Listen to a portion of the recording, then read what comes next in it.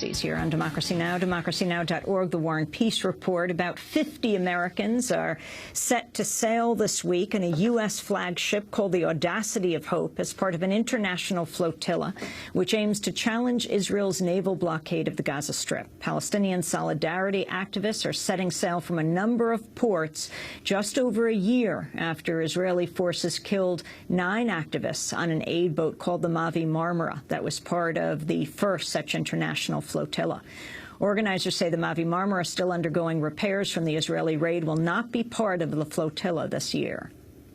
The fact that the Mavi Marmara will not participate in the Freedom Flotilla 2 means that the misinformation put forward by the Israeli government and its supporters that the flotilla is a so-called Turkish flotilla or an Islamist flotilla effort will be completely exposed. Hundreds of people from around the world are sailing to break the blockade on Gaza. Israel's vowing to again use armed force to stop the second international aid flotilla from reaching the Gaza Strip. And Israeli Navy Commander Rani Ben Yehuda warned flotilla organizers to hand over their aid if they want it to reach Gaza. They're getting into Gaza on a daily basis. The reason of the maritime security blockade is to prevent from terrorists and weapons to get into the hands of terrorist organizations in Gaza.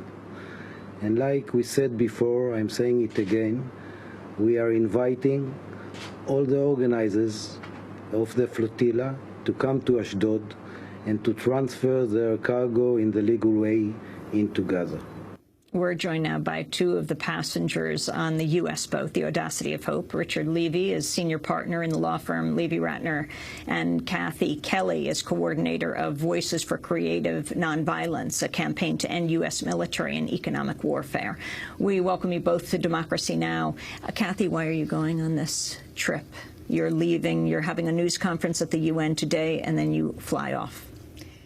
You know, Amy, I was in Gaza during Operation Cast Lead, and at one point I remember a doctor putting his head in his hands and saying for 22 days the world watched and no nation intervened.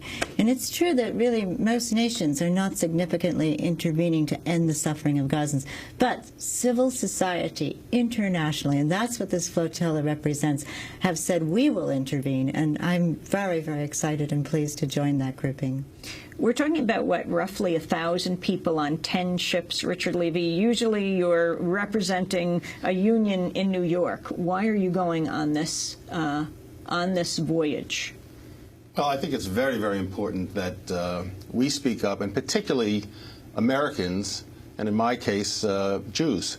I think most people are aware that America supports Israel and Israel's conduct and refused to speak up against Cast Lead and has refused really openly to speak up against this terrible blockade that's affected so many people's lives.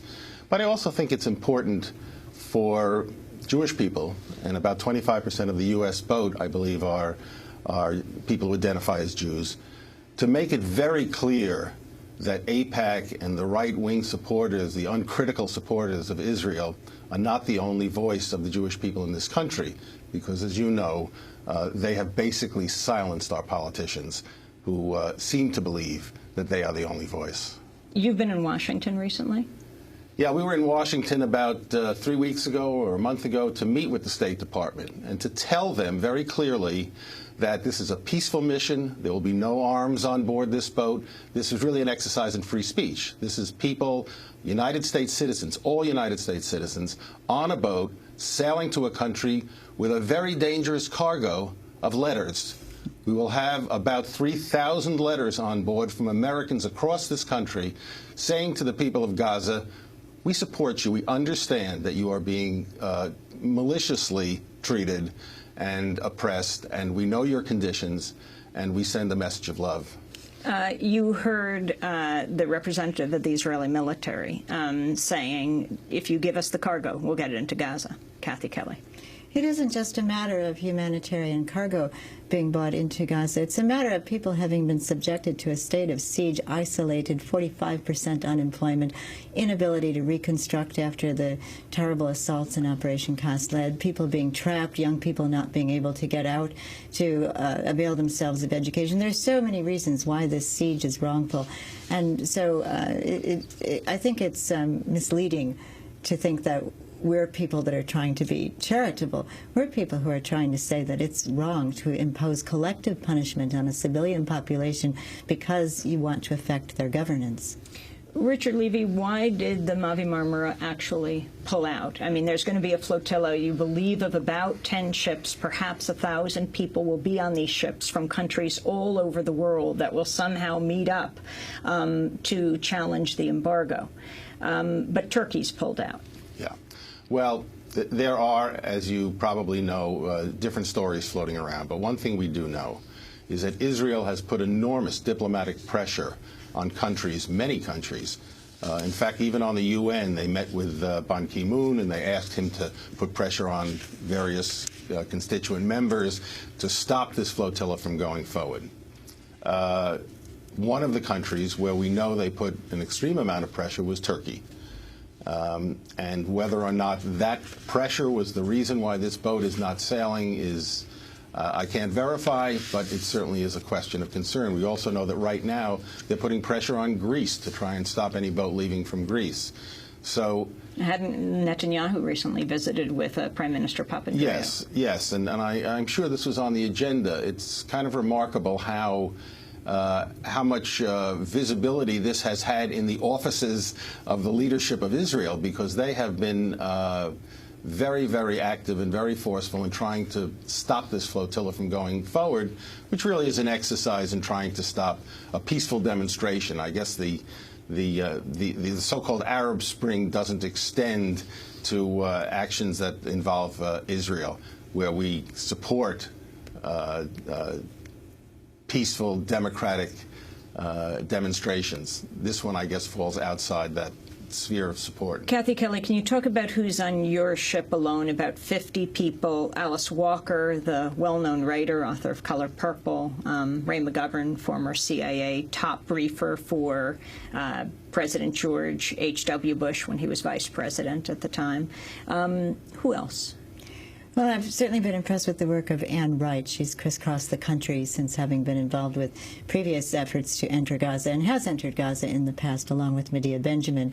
And there's been a tremendous effort on the part of many organizers. Anne Wright, the colonel who quit over the wars, and Medea Benjamin, co-founder of Code Pink. That's right. And then from Illinois, where I'm from, Robert Neiman, who coordinates Just Foreign Policy.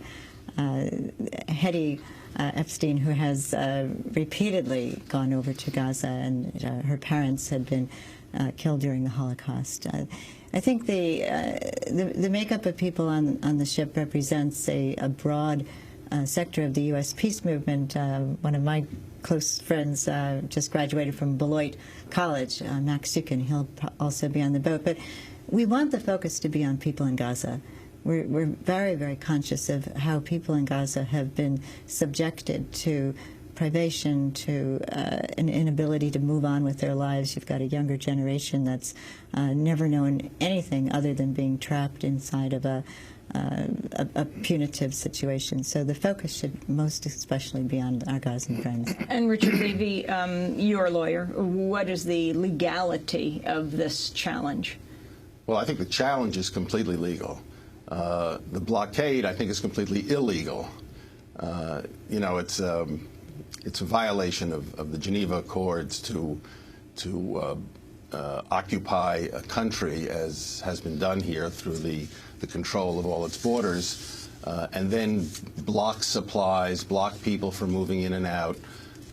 In Gaza, it's meant food, it's meant medical care, it's meant educational opportunities, it's meant of course, as Kathy said, the rebuilding of a country that was smashed by Israelis using a lot of U.S. weaponry. What's happened with the previous attempts? For example, a few weeks ago, a Malaysian boat, the Israeli military shot across the bow. Yeah, the Malaysian boat also carrying very dangerous material. In this case, it was sewer pipe, because the Israelis had bombed out a sewage treatment plant in Gaza, and the Malaysians were attempting to bring materials to help fix that situation, because the water in Gaza is not drinkable in almost any part of the country. What the Israelis did in that case was they did fire across the bow. They basically froze the boat in its place in the Mediterranean and kept it there for days until there was really an issue of food and water running out and so on and so forth. And finally, the boat was allowed to move forward into Egypt. But it demonstrates just the willful, what can I say, nastiness. I mean, why would you not allow sewage pipe to fix a broken sewage treatment plant into a country? But it also says that it's dangerous to do this. Why are you going? Well, I guess maybe there's some denial, about the possibilities of danger.